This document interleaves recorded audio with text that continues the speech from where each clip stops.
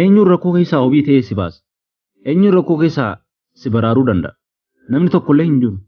Namni mana keessaa ba'e sochii qaamaa godhis hin jedhu hin jiru. Namni karoora hojii siif qopheessuuf dhufu hin jiru. Namni dhufee hojii siif hojjetu hin jiru. Waan hunda ofuma keetiin hojjechuuf deemta.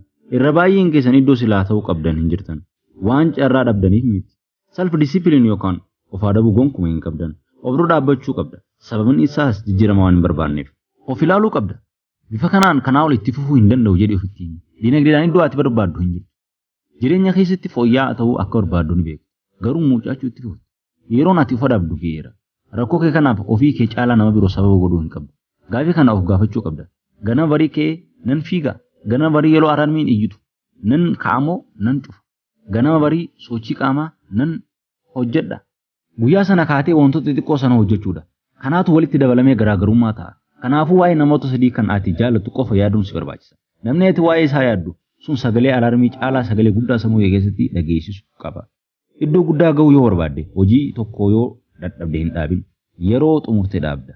Harmee keetiif, abbaa keetiif, obboleettii keetiif jettee hojjechuu qabda. Yoo akkanatti hojjette akka namoota birootti ganama rafuu hin dandeessu. Rakkoon jiru namoonni baay'een ganama ka'uu hin danda'an.